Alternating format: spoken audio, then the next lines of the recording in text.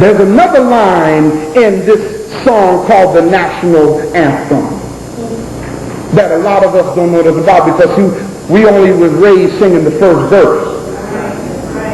It's in the second and third verses where these other lines are. You follow what I'm saying, people? It says, how does it say? It says, no refuge can save the hireling or slave from the gloom of fright and the terror of the night. That's the kind of stuff, people.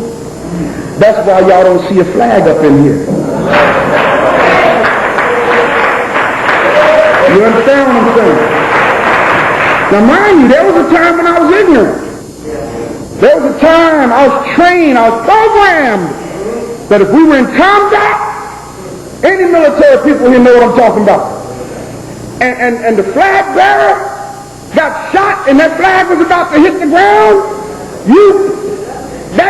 keeping that flag off the ground was more important than keeping your weapon in your hand. The banner of the destruction of black people.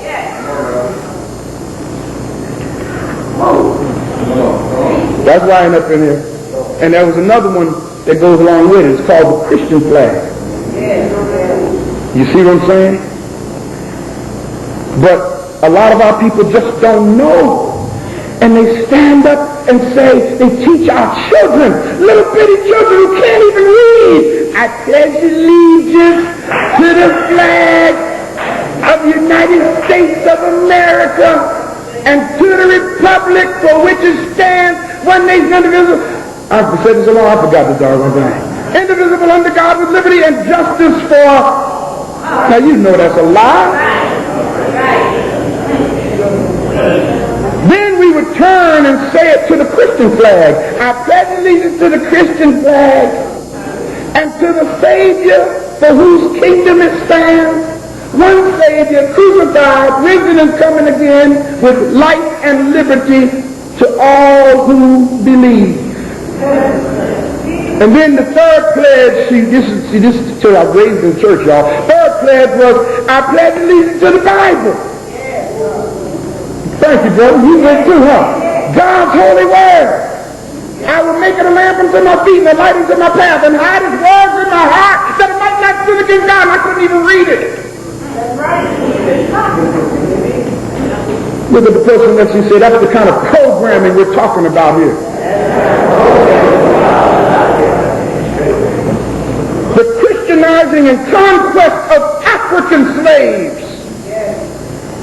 Let me give you some figures just for the state of Virginia alone. I ain't talking about Maryland and New Jersey and New York and the Carolinas and Georgia and Florida. I ain't talking about all them states yet. Just Virginia. In the state of Virginia only, Virginia's population grew to almost 300,000 people during the 1760s. Over 40% of the population of the state of Virginia were black slaves, which meant over 120,000 people were slaves in Virginia during the 1760s. Y'all follow me?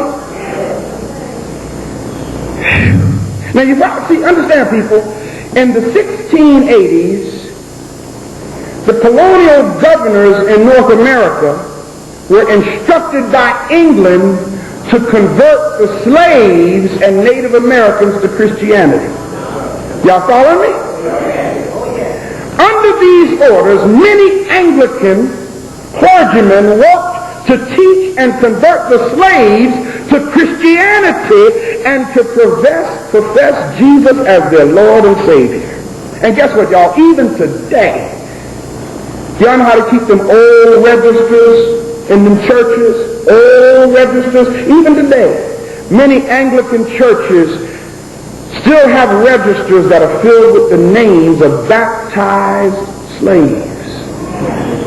Now you got to understand, you couldn't be baptized until you publicly confessed Jesus Christ as your Lord and Savior. In 1760, Virginia's first school for the education of slave children. What year did I say? 1760 was officially opened in Williamsburg, Virginia. Williamsburg School was administered by a preacher who was the pastor of the Bruton Parish Church.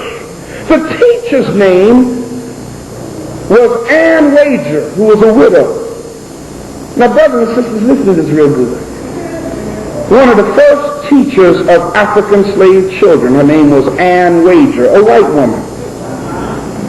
And for 14 years, she taught a class of more than 25 African children how to read the Bible,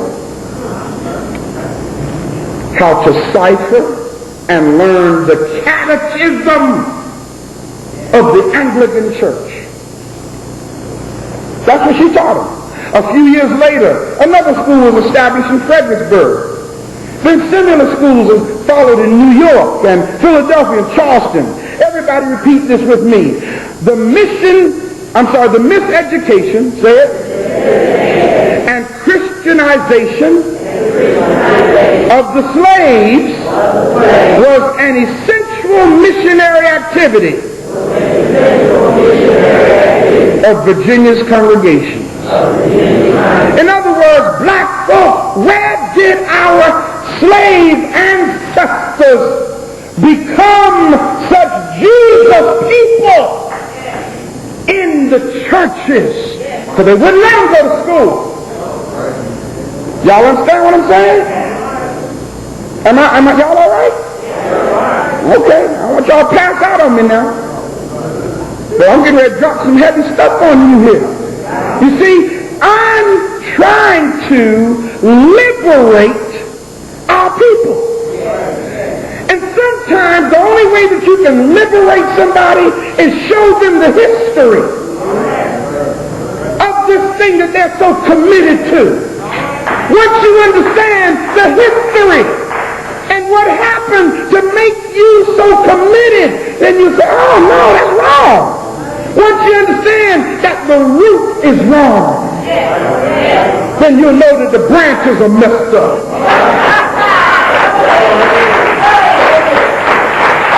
I don't care how pretty they look. If the root is wrong, the whole tree is messed up.